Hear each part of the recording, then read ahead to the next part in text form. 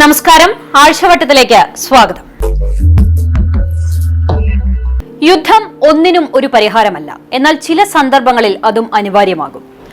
തീവ്രവാദം വളർത്തിയാൽ നാളെ അതിന്റെ ഭവിഷ്യത്ത് അനുഭവിക്കേണ്ടി വരുന്നതും നമ്മൾ ഓരോരുത്തരുമാണ്. നിരപരാധികളായ ആളുകളെ മതത്തിന്റെ പേരിൽ കൊന്നൊടുക്കിയാൽ അതിന് തിരിച്ചടി നൽകുക തന്നെ വേണം. രാജ്യം അത് നടപ്പിലാക്കിയിരിക്കുന്നു, കൃത്യമായ ദീർഘവീക്ഷണത്തോടെ തന്നെ. അതോടൊപ്പം രാജ്യത്തിന്റെ അതിർത്തിയിൽ ഏറ്റുമുട്ടലുകൾ തുടരുകയാണ്. അക്ഷരാർത്ഥത്തിൽ ജാഗരൂകരായിരിക്കേണ്ട സമയം.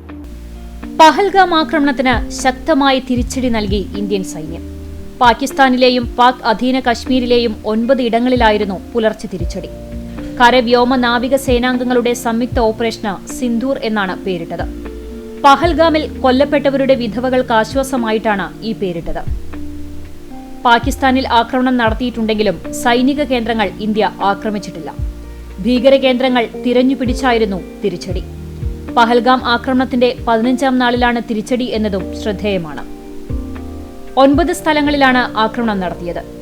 എന്തുകൊണ്ടാണ് ഈ സ്ഥലങ്ങൾ തെരഞ്ഞെടുത്തത് എന്ന സൂചനകളുമുണ്ട്. ഇന്ത്യക്കെതിരായ ആക്രമണങ്ങൾ ആസൂത്രണം ചെയ്യുകയും നിർദ്ദേശങ്ങൾ നൽകുകയും ചെയ്യുന്നവരുടെ സ്ഥലങ്ങളാണിത്. ഇവ കൃത്യമായി മനസ്സിലാക്കിയിട്ടായിരുന്നു സൈന്യത്തിന്റെ തിരിച്ചടി. പാകിസ്ഥാനിലെ തെക്കൻ പഞ്ചാബിലുള്ള ബഹവൽപൂർ ആയിരുന്നു സൈന്യം ലക്ഷ്യമിട്ട പ്രധാന കേന്ദ്രം. ജെയ്ഷെ മുഹമ്മദ് എന്ന സംഘടനയുടെ ആസ്ഥാനം ഇവിടെയാണ്. ഇന്ത്യ ഏറെക്കാലമായി തിരയുന്ന മസൂദ് അസറാണ് ജെയ്ഷിന്റെ നേതാവ്. 2001 പാർലമെന്റ് ആക്രമണം, 2019 പുൽവാമ ആക്രമണം എന്നിവയ്ക്ക് പിന്നിൽ ജെയ്ഷെ മുഹമ്മദ് ആയിരുന്നു. ലഷ്കർ-എ തൊയ്യബയുടെ സന്നദ്ധ സേവന വിഭാഗമാണ് ജമാ അദ്ദുവ. ഈ 2 സംഘടനകളുടെയും കേന്ദ്രമാണ് മുരിദ് കെ. ഇവിടെയും ഇന്ത്യൻ സൈന്യം ആക്രമണം നടത്തി. ലാഹോറിന്റെ വടക്ക് ഭാഗത്ത് ഏകദേശം 40 കിലോമീറ്റർ അകലെയാണ് മുരിദ് കെ. ഇവിടെയുള്ള കേന്ദ്രത്തിലാണ് ഭീകരർ പരിശീലനം നേടുന്നത്. 200 ഏക്കറിൽ വ്യാപിച്ചു കിടക്കുന്ന കേന്ദ്രം ഇവിടെ ഭീകരർക്കുണ്ട്. 2008 മുംബൈ ആക്രമണത്തിന് പിന്നിൽ പ്രവർത്തിച്ചവർക്ക് പരിശീലനം ലഭിച്ചതും ഇവിടെ നിന്നാണ്. അതേസമയം പാകിസ്ഥാനും തിരിച്ചടി തുടങ്ങി. എന്നാൽ പാകിസ്ഥാന്റെ എല്ലാ ആക്രമണങ്ങളെയും രാജ്യം കരുത്തോടെ നേരിട്ടുകൊണ്ടിരിക്കുകയാണ്. ഇത്തരത്തിലുള്ളൊരു സാഹചര്യത്തിൽ 2 രാജ്യങ്ങളും തമ്മിൽ യുദ്ധമുണ്ടാകുന്നത് ആശങ്കപ്പെടുത്തുന്ന സ്ഥിതിവിശേഷമാണ്. ആണവായുധ ശേഷിയുള്ള 2 രാജ്യങ്ങൾ തമ്മിൽ സംഘർഷമുണ്ടാകുമ്പോൾ അത് വലിയ ആശങ്കയാണ് രാജ്യത്തിനുണ്ടാക്കുന്നത്. ജമ്മു കശ്മീരിലെ പഹൽഗാം ആക്രമണത്തിന് പകരമായി പാകിസ്ഥാനിലെ അതിർത്തി കടന്നുള്ള ഭീകരരുടെ കേന്ദ്രങ്ങൾക്ക് നേരെ നടത്തിയ സർജിക്കൽ സ്ട്രൈക്കായ ഓപ്പറേഷൻ സിന്ധൂറിലൂടെ സൈന്യം തിരിച്ചടിച്ചിരിക്കുന്നു. പാകിസ്ഥാനും തിരിച്ച് ആക്രമണങ്ങൾ തുടരുകയാണ്. പാകിസ്ഥാന്റെ എല്ലാ നീക്കങ്ങളെയും ശക്തമായി ഇന്ത്യ നിലംപരിശാക്കുന്നുണ്ടെങ്കിലും ഒരു യുദ്ധത്തിലേക്ക് നീങ്ങാനുള്ള സാഹചര്യം ഒഴിവാക്കിയേ മതിയാകൂ. കാരണം യുദ്ധം വരുത്തിവെക്കുന്ന കെടുതികൾ അതേക്കുറിച്ചുകൂടി ഓർമ്മ വേണം. തൃശൂർക്കാരുടെ സ്വകാര്യ അഹങ്കാരമാണ് തൃശൂർ പൂരം. കാത്തിരുന്ന പൂരം അങ്ങനെ തൃശൂർക്കാർ മാത്രമല്ല, ലോകമെമ്പാടുമുള്ളവർ കളറാക്കി. കഴിഞ്ഞ തവണത്തെ പൂരത്തെക്കുറിച്ചുള്ള വിവാദങ്ങൾക്കിടയിലും പൂരം ഇത്തവണ കൊഴുപ്പിച്ചു. നാടും നഗരവും ജനങ്ങളും ഒന്നാകുന്ന ആഘോഷ തിമിർപ്പ് തന്നെയാണ് തൃശൂർ പൂരം. എന്തായാലും ഇത്തവണ വലിയ വിവാദങ്ങൾ ഇല്ലാതെയായിരുന്നു പൂരത്തിന്റെ പരിസമാപ്തി.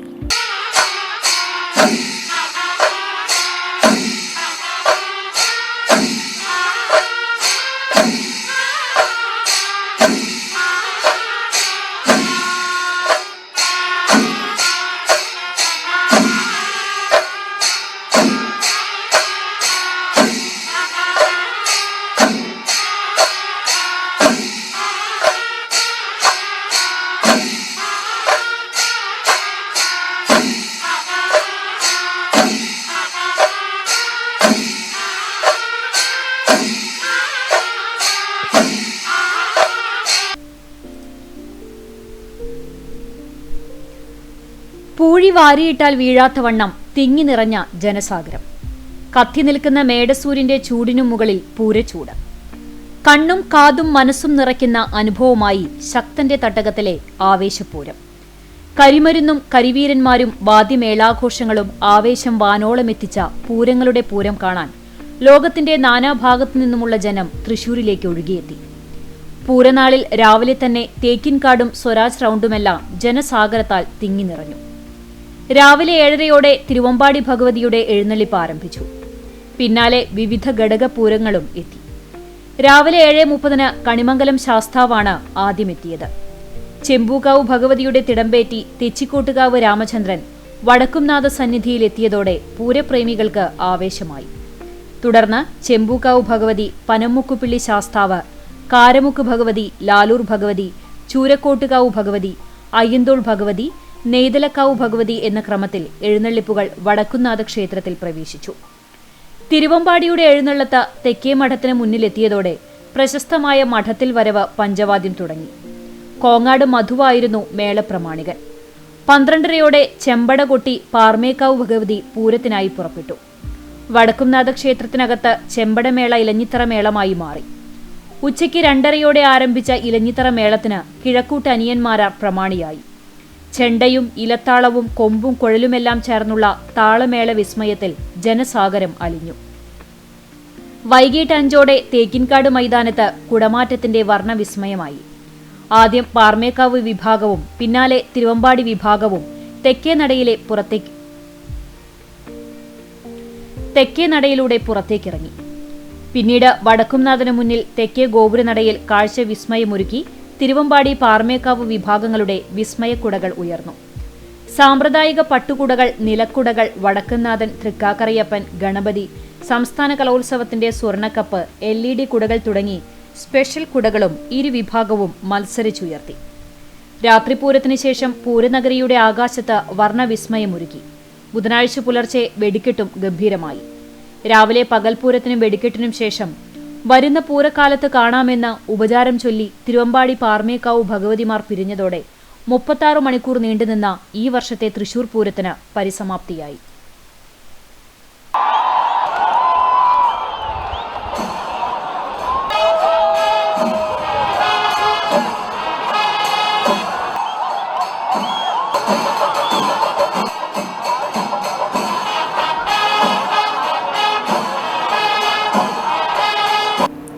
അങ്ങനെ താളമേള വർണ്ണനാദ വിസ്മയങ്ങളുടെ പൂരമാമാങ്കം തകർത്തു.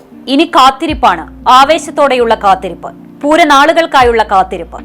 മറ്റെവിടെയും കാണാത്ത ഒരു വൈബാണ് തൃശൂരിലെ തേക്കിൻകാട് മൈതാനി സാക്ഷ്യം വഹിക്കുന്ന പൂരാഘോഷം. അടുത്ത വർഷവും ചാരുത ഒട്ടും കുറയാതെ തന്നെ പൂരം കളറാക്കണം. തീയതി ഓർത്തുവെച്ചോളൂ, 2026 ഏപ്രിൽ 26. കള്ളൻ കപ്പലിൽ തന്നെ എന്നൊരു ചൊല്ലുണ്ട്. എല്ലാം ഒപ്പിച്ചു വെച്ചിട്ട് ബാക്കി എല്ലാവരും മണ്ടന്മാരാണെന്ന ധാരണയാണ് ഇക്കൂട്ടർക്ക്. കണ്ണടച്ച് പാല് കുടിച്ചാൽ ആരും കാണുന്നില്ലെന്നാണല്ലോ പൂച്ചയുടെ വിചാരം. പക്ഷേ യാഥാർത്ഥ്യം അതല്ല താനും. ഇവിടെയും അതാണ് സംഭവിച്ചത്. കൂടെയുള്ളവരെയും പോലീസുകാരെയും വിഡ്ഢികളാക്കി വലിയ ബുദ്ധി കാണിച്ച് ഒടുവിൽ അവനവൻ കുഴിച്ച കുഴിയിൽ ഒന്നൊന്നരപ്പെടലും.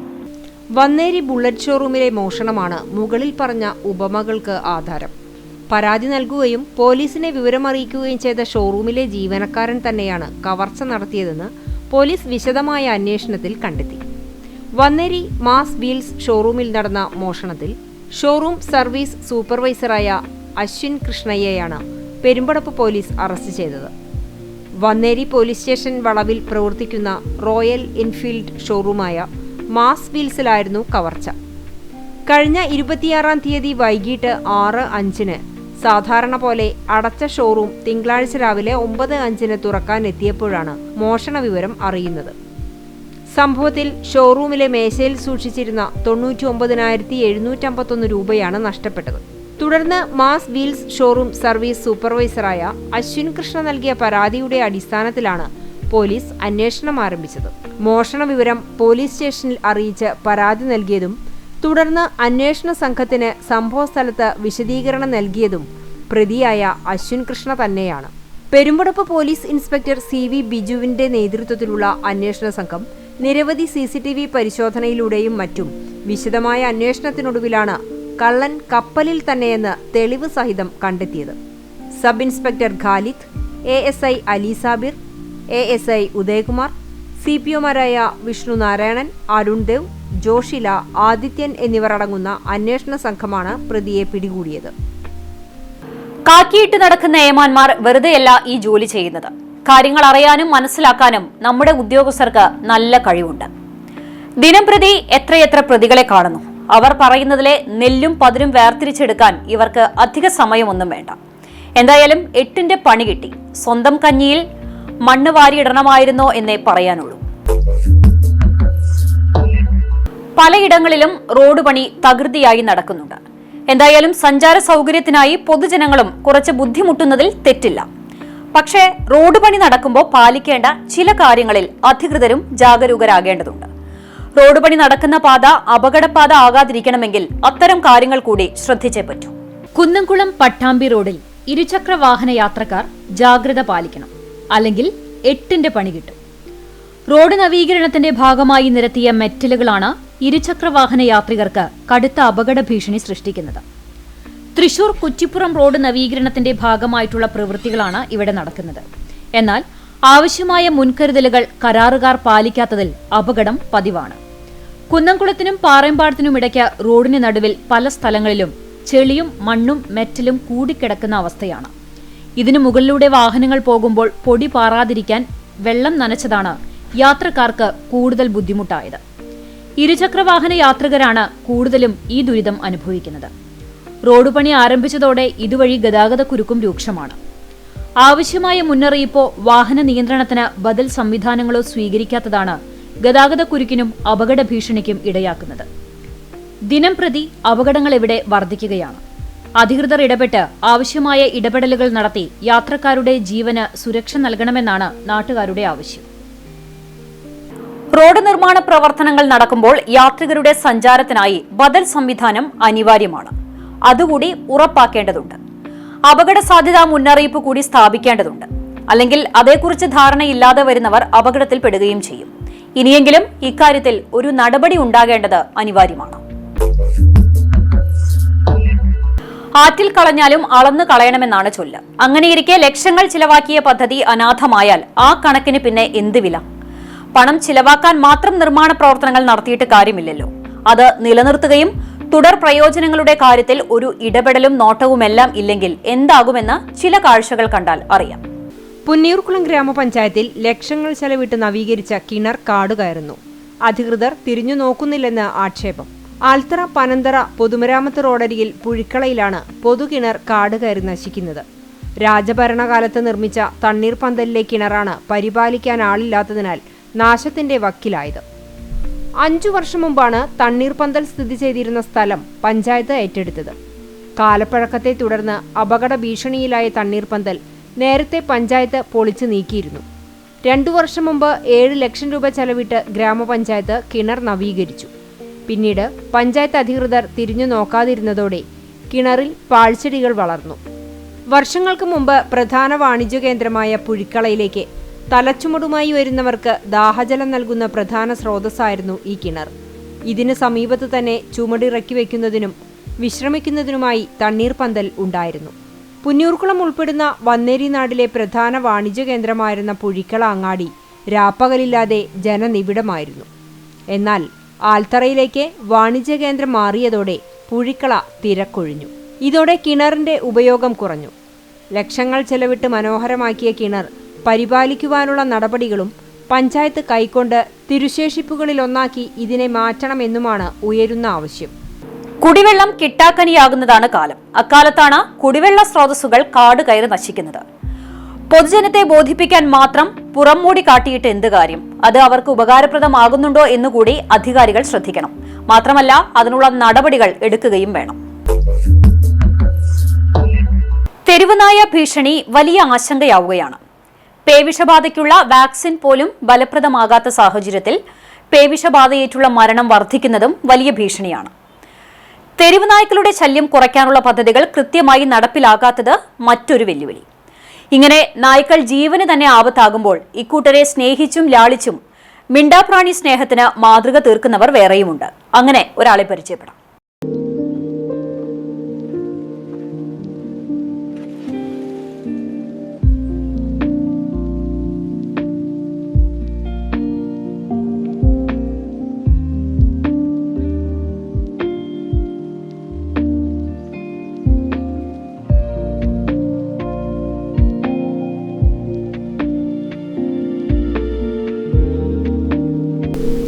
വഴിയരികിൽ ഉപേക്ഷിച്ച വളർത്തുനായ്ക്ക് സംരക്ഷണമൊരുക്കിയ അധ്യാപകനാണ് ഈ മൃഗസ്നേഹി.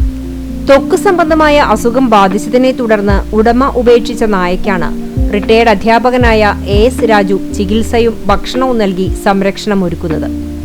ആഴ്ചകൾക്ക് മുമ്പാണ് ഇടിയഞ്ചിറ കനാൽ ബണ്ട് റോഡിൽ സ്കിൻ ഡിസീസ് വന്ന് ഉപേക്ഷിക്കപ്പെട്ട ഡാഷ് ഇനത്തിൽപ്പെട്ട വളർത്തുനായിയെ രാജു മാസ്റ്റർ കണ്ടെത്തിയത്. ഏതോ വീട്ടില് നല്ല രീതിയിൽ വളർത്തി അവസാനം സ്കിൻ ഡിസീസ് വന്നപ്പോൾ പുറത്ത് കൊണ്ടുപോയിട്ട് ആരോരും ഇല്ലാത്ത സ്ഥലത്ത് തള്ളിയ ഒരു ഡോഗാണത്. നല്ല ഒരു സ്നേഹമുള്ള ഒരു ഡോഗാണ്. നല്ല വൃത്തിയിൽ കൊണ്ട് നടക്കുന്നുണ്ട്. അവൻ്റെ രോമമൊക്കെ വന്നു തുടങ്ങി. വളരെ സ്നേഹം. കാരണം എൻ്റെ വണ്ടിയുടെ ശബ്ദം കേട്ട് കഴിഞ്ഞാൽ അപ്പോൾ ഉറങ്ങുന്നിടത്തുനിന്ന് എണീറ്റ് ചാടി വരും. മൃഗസ്നേഹി കൂടിയായ മാഷ് നായയെ ചികിത്സിപ്പിക്കുന്നതിനായി മുൻകൈ എടുക്കുകയായിരുന്നു. വെങ്കിടങ്ങ് വെറ്റിനറി സർജനായ ഡോക്ടർ പ്രവിത നായയെ പരിശോധിക്കുകയും ചികിത്സ നിർദ്ദേശിക്കുകയുമായിരുന്നു. തുടർന്ന് വഴിയരികിൽ തന്നെ സംരക്ഷണമൊരുക്കി ആവശ്യമായ ഭക്ഷണം എത്തിച്ചു നൽകുകയും ഡോക്ടർ നിർദ്ദേശിച്ച മരുന്നും ചികിത്സയും ലഭ്യമാക്കുകയുമായിരുന്നു. ചികിത്സയെ തുടർന്ന് സ്കിൻ ഡിസീസ് കുറയുകയും ദേഹത്ത് രോമം കിളിർത്തുവരികയും ചെയ്യുന്നുണ്ട്. മഴയ്ക്കു മുമ്പ് സുരക്ഷിതമായി മറ്റൊരിടത്തേക്ക് മാറ്റാൻ ശ്രമിച്ചുകൊണ്ടിരിക്കുകയാണ് രാജു മാഷ്. ഈ വഴിയിൽ തള്ളുന്നവരോടുള്ള ഒരു അഭ്യർത്ഥന, നിങ്ങളിങ്ങനെ വളർത്തി നമ്മുടെ ജീവിതത്തിൻ്റെ ഭാഗമായിട്ട് വളർത്തുന്ന ഇത്തരം സ്നേഹമുള്ള ജീവികളെ പുറത്ത് ഉപേക്ഷിക്കരുത്. ഇപ്പം മഴയുടെ ഒരു പ്രശ്നമുണ്ട്. ഏതെങ്കിലും ഒരു ഒഴിഞ്ഞ കൂട് കിട്ടുകയാണെങ്കിൽ അതിൽ കൊണ്ടുപോയിട്ട് മഴ കൊള്ളാതെ പിന്നെ വളർത്തണം എന്നാണ് ആഗ്രഹം. ചികിത്സയെ തുടർന്നുള്ള സംരക്ഷണത്തിന് സുമനസ്സുകളുടെ കയ്യിലുള്ള ഒഴിഞ്ഞ കൂട് കിട്ടിയാൽ സഹായകമാകുമെന്നും ഓമനിച്ചു വളർത്തിയ ശേഷം രോഗം വരുമ്പോൾ ഇത്തരത്തിൽ ഉപേക്ഷിക്കുന്ന മൃഗങ്ങളെ ജനവാസമുള്ള മേഖലയിൽ ഉപേക്ഷിക്കാനുള്ള സന്മനസ്സെങ്കിലും ഉടമകൾ കാണിക്കണമെന്നും രാജു മാസ്റ്റർ പറഞ്ഞു. നായയുടെ സംരക്ഷണത്തിൽ രാജു മാഷിനെ സഹായിക്കാൻ ലോട്ടറി വിൽപ്പന നടത്തുന്ന ഇടിയഞ്ചിറ സ്വദേശി ഷൺമുഖനും ഒപ്പമുണ്ട്. കുണ്ടഴിയൂർ GM UP സ്കൂളിൽ നിന്നും ഈ വർഷമാണ് രാജു മാസ്റ്റർ റിട്ടയർ ചെയ്തത്. ഈ സ്ഥലത്ത് അവൻ മൂത്രമൊഴിക്കുക അങ്ങനെയുള്ള കാര്യങ്ങളൊന്നും ചെയ്യില്ല. പിന്നെ ഇവൻ്റെ ഈ കെട്ടിയിട്ടുള്ള ചരടും പിടിച്ച് ഇവിടെ ആ കനാലപരമ്പിലൂടെ നടന്നാൽ മാത്രം വേറെ സ്ഥലത്ത് പോയിട്ടാണ് അവൻ മൂത്രമൊഴിക്കുകയൊക്കെ ചെയ്യുള്ളൂ. അത്രയും വൃത്തിയും വെടുപ്പുമുള്ള അല്ലെങ്കിൽ വീട്ടിൽ നിന്ന് പരിശീലിച്ചിട്ടുള്ള ഒരു നായ്ക്കുട്ടിയാണ്. തിന്ന ചോറിന് നന്ദി കാണിക്കുന്നവരാണ് ശ്വാനന്മാർ. പക്ഷേ ഉടമകൾ അങ്ങനെയാകണമെന്നില്ല. ഓമനിച്ചു വളർത്തിയ നായ്ക്ക് അസുഖം ബാധിച്ചപ്പോൾ തെരുവിൽ ഇറക്കി വിടുന്നത് മനുഷ്യത്വപരമായ കാര്യവുമല്ല.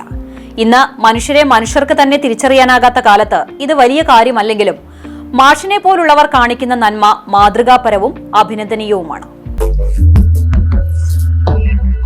കൃഷി നല്ലൊരു വരുമാന മാർഗമാണ് എന്ന് കരുതി എല്ലാവരും കൃഷി ചെയ്താൽ വിജയിക്കണമെന്നുമില്ല. മണ്ണിനോടും കൃഷിയോടും ഒരു ഇഷ്ടം കൂടി വേണം. മണ്ണറിഞ്ഞ് വിത്ത് വിതച്ചാൽ മണ്ണിൽ പൊന്നു വിളയും എന്നാണ് പഴമക്കാർ പറയുന്നത്. വെറുതെയല്ല. അങ്ങനെ ഇറക്കുന്ന കൃഷിയിലെല്ലാം തകൃതിയായി വിളവെടുപ്പ് കൊയ്യുന്ന ഒരു കർഷകനുണ്ട് വേലൂരിൽ. കാണാം ആ വിളവെടുപ്പ് കാഴ്ച. വാണിജ്യാടിസ്ഥാനത്തിൽ പപ്പായ കൃഷി ചെയ്ത് വിജയഗാഥ രചിച്ചിരിക്കുകയാണ് വേലൂർ മച്ചിങ്ങൽ ദിലീപ് കുമാർ. കൃഷി ജീവവായുവായ ദിലീപിന്റെ കൃഷിയിടത്തിൽ പപ്പായ വിളവെടുപ്പ് നടത്തി. വേലൂർ കിരാലൂർ പെരുമ്പിള്ളിപ്പാട്ട് ഫസലിന്റെ 10 ഏക്കർ കൃഷിയിടം പാട്ടത്തിനെടുത്താണ് ദിലീപ് കൃഷി ചെയ്യുന്നത്. 3.5 ഏക്കർ ഭൂമിയിൽ വിവിധ ഇനത്തിൽപ്പെട്ട വാഴകളാണ് കൃഷി ചെയ്യുന്നത്. ചേന, കാച്ചിൽ, മഞ്ഞൾ, പൊടിക്കിഴങ്ങ്, തണ്ണിമത്തനടക്കമുള്ള വിളകളും മറ്റ് സ്ഥലത്തുമാണ് കൃഷി ചെയ്യുന്നത്. ഈ വർഷം പരീക്ഷണ അടിസ്ഥാനത്തിലാണ് ദിലീപ് റെഡ് ലേഡി വിഭാഗത്തിലുള്ള പപ്പായ തെരഞ്ഞെടുത്തത്. 6 മാസം മുമ്പാണ് തൈകൾ നട്ടത്. കൃഷിയുടെ ആദ്യ നാളുകളിൽ മുള്ളൻ പന്നികൾ ചെടികൾ നശിപ്പിച്ചിരുന്നുവെങ്കിലും തോട്ടയുടമ മതിലിന്റെ അറ്റകുറ്റപ്പണികൾ പൂർത്തിയാക്കിയത് ദിലീപിന് ഏറെ സഹായകമായി. തികച്ചും ജൈവ കൃഷിരീതിയാണ് അവലംബിച്ചത്. ചാണകപ്പൊടി, കോഴിക്കാഷ്ടം, കടല, വേപ്പിൻ പിണ്ണാക്കുകൾ, എല്ലുപൊടി എന്നിവയാണ് പ്രധാനമായും കൃഷിക്കായി ഉപയോഗിച്ചിട്ടുള്ളത്. നൂതന കൃഷിരീതിയായ ട്രിപ്പ് ഇറിഗേഷൻ രീതി തെരഞ്ഞെടുത്തത് ജലനഷ്ടം കുറയ്ക്കുവാനും സഹായകമായി. ആദ്യ ദിനത്തിൽ തന്നെ 150 കിലോയോളം വിളവെടുപ്പ് ലഭിച്ചു. വിളവെടുപ്പിന് ശേഷം തോട്ടത്തിൽ വന്ന് പപ്പായ വാങ്ങിക്കുന്നവരുടെ എണ്ണവും ഏറെയാണ്. ഇത് നമുക്ക് കിലാലൂരുള്ള ഫൈസൽക്കയുടെ സ്ഥലമാണ്, പെരുമ്പള്ളിശ്ശേരി. അപ്പോൾ മൂപ്പരുടെ 10 ഏക്കർ സ്ഥലമാണിത്. ഇതിലിപ്പോൾ ഞാൻ എല്ലാ കൃഷികളും ചെയ്യുന്നുണ്ട്. അതിൻ്റെ കൂടുതലൊരു ഇക്കൊല്ലം ആദ്യമായിട്ടാണ് ഞാൻ പപ്പായ കൃഷി ചെയ്തു നോക്കാമെന്നുള്ളൊരിത് തോന്നിയത്. ബാക്കിയുള്ള എല്ലാ കൃഷികളും ചെയ്യുന്നതാണ്. അപ്പോൾ അതിൽ ഒരു 100 റെഡ് ലേഡി പപ്പായ ചെയ്തു നോക്കി. ഇപ്പോൾ കുഴപ്പമില്ലാത്ത രീതിയിൽ വിളവെടുക്കാനുള്ളൊരു കണ്ടീഷനായിട്ടുണ്ട്. നല്ല രീതിയിൽ കായുണ്ടായിട്ടുണ്ട്. തൊടികളിൽ സമൃദ്ധിയായി ഉണ്ടാകുന്ന വിളയായിരുന്നു പപ്പായ. ശരീരത്തിന് പോഷക ഗുണമായ ഫ്രൂട്ട്. എന്നാലിപ്പോ അതും പണം കൊടുത്ത് വാങ്ങുന്നവരാണ് ഏറെയും. വീട്ടുപറമ്പുകളിൽ അന്യമായ ഇത്തരം കൃഷിയിലൂടെ ലാഭം കൊയ്യുന്നവരുമുണ്ട്. അത് കൃഷി ചെയ്യാനുള്ള മനസ്സാണ് ഏറ്റവും പ്രാധാന്യം. വാർത്തയും വാർത്താ വിശകലനവുമായുള്ള ആഴ്ചവട്ടം ഇവിടെ പൂർണ്ണമാകുന്നു. നന്ദി, നമസ്കാരം.